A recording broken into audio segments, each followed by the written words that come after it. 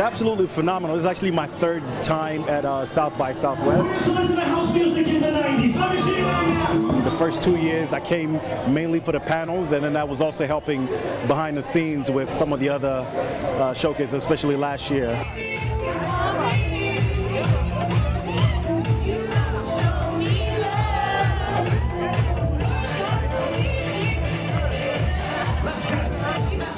For us to be able to stage Passport Experience PXP at South by, I mean, I got no words, man. It's one of the most important platforms in entertainment, and for them to believe in the product enough to say, hey, we'd like to give this a shot over here, I'm completely ecstatic about it, man.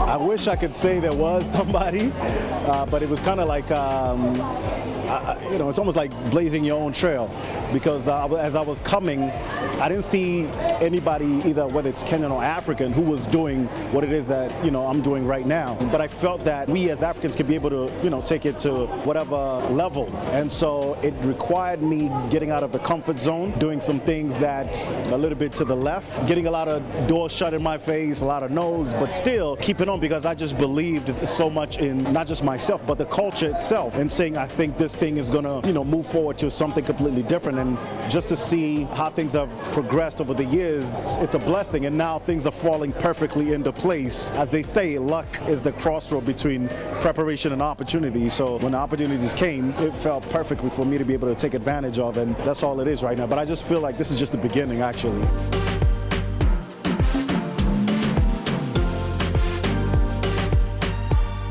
That one moment, wow, that's a tough one. I don't know how this sounds, but I really think the first PXP, because again, it was just believing in an idea that, okay, what if, can we be able to get into the festival space?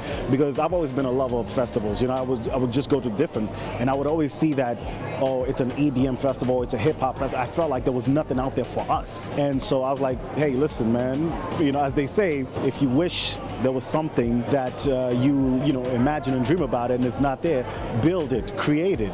And so it was kind of like, you know, taking a leap of faith and trying it out. It really was just an experiment and say, can this work? And as soon as it just, you know, resonated with a lot of people, it just opened a lot of different doors as well as minds for a lot of people to say, hey, this is possible. Because everything else before that was very niche. It was very for our people type of thing. But this was something that was inclusive. Even though it was forced technically by us, it still allowed other cultures and communities to be a part of it. And, you know, by the grace of God, that's enabled us to progress pretty well. There's a lot of people who are doing, you know, great things for the culture, but I never viewed myself as just a Kenyan DJ. I just happen to believe I'm a DJ who happens to be from Kenya. And the interesting thing is the fact that growing up, of course, in Kenya, we used to listen to every genre of music. So when I came out here, especially in the States, everything is very, like I said, niche. You know, whether you're on radio, whether you're doing events, it was always you're catering to a specific audience. But I think I have ADD where I like to listen to a little bit of everything. And I figured, why should I be limited to that? So even from the mixes I used to do with Midweek Motivation, it was just the idea of, can we combine all the different genres of music and see who, you know, likes that? And just the same with the music, it was the same thing with the event. I was like, why do I have to be in a certain box? Why do I have to be a reggae or Afrobeat or hip hop or EDM? Why not, you know, play a little bit of everything, and whoever likes that can gravitate towards it. The interesting thing is, I didn't sit down and say, okay, this is my strategy. I just was honestly doing something that I wanted for myself, you know? It's interesting because it was just me saying, okay, I would like to see this in the world. And it just so happens a lot of people happen to be open-minded and also want the same thing, something that gives them a little bit of everything. They could bring their other friends from different cultures as well.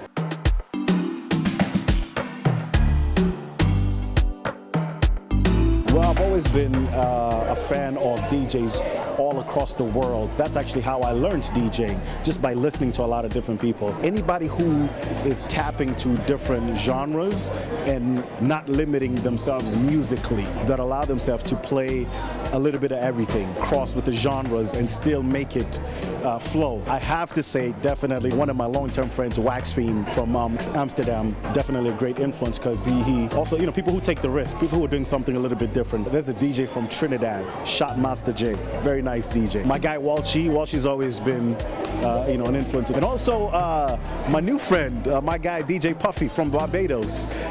Shout out to the boy Puffy holding it down.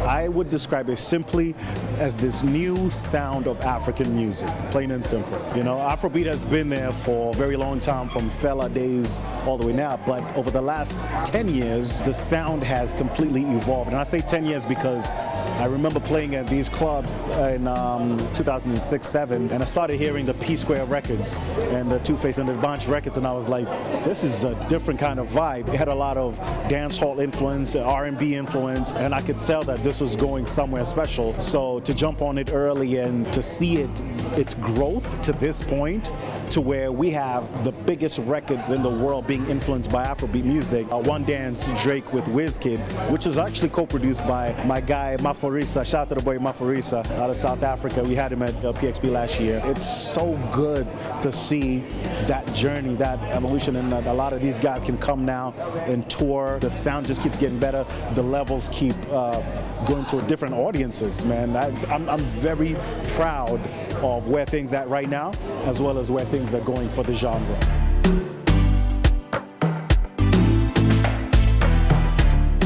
About 7 years ago, about 2009, 2010, when the genre was popping, I was trying to play Afrobeat on radio, and they wouldn't let us, of course, because it's format radio.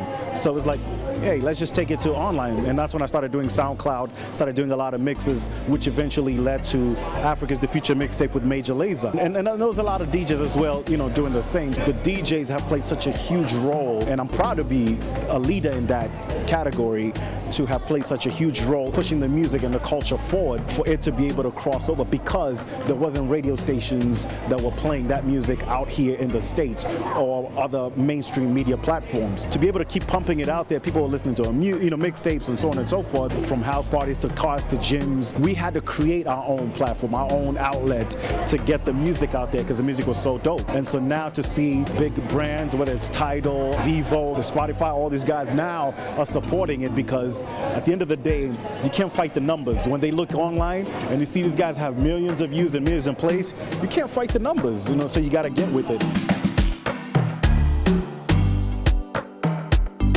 Well, I would say my top 5 Afrobeat artists right now. Of course, Wizkid goes without saying. The boy's been just very consistent for a long time. It's beautiful to see what he's doing. Also, my friend Techno, big up yourself, and to see their journey. The funny thing about Techno, about a year ago, right after South by, we sat next to each other on the plane, and he was telling me how he was hungry and how he was going to take the Afrobeat world by storm, and he was playing me a couple of records, and I could tell just by the passion in his voice that he was for real. So to see him have done and had such an amazing year, I'm very proud of it, and just will keep on. Another guy that also last year we were talking, and he was just coming up, and now to see what he's doing is just phenomenal, is Mr. Easy. He's also doing extremely well. Very proud of him. I would say David, though, definitely. His consistency has also been, extremely dope, and for his sound now to also cross over and doing different collaborations with, mainstream artists, the Tina Shays, the Mick Mills, and all these different people, and he's got a whole bunch of other records coming. Who's the 5th one? I would have to go with Tamaya. I would have to go with Tamaya, because his sound has really crossed over in the Caribbean market in a very big way. I remember in 2012, well, not 2013, when I finally was able to get him with Sean Paul for the Bum Bum remix, and then we took him to Trinidad Carnival to share the stage with Machel Montano, to see 40,000 Caribbean people singing his record. That's why I was like, yo, this is a moment. I would say those individuals, because their music is crossing over beyond the African market and everything. That's tough. I have a lot of friends in the Afrobeat industry. Please don't get mad at me. This man put me in the spot, so I have to go like that. So what about the females, man? Very true. Very true. Very true. Well, first let me say that I support the females. I had Tiwa Savage last year on VXP, so I'm a person of action, and she's definitely one who absolutely has a phenomenal show.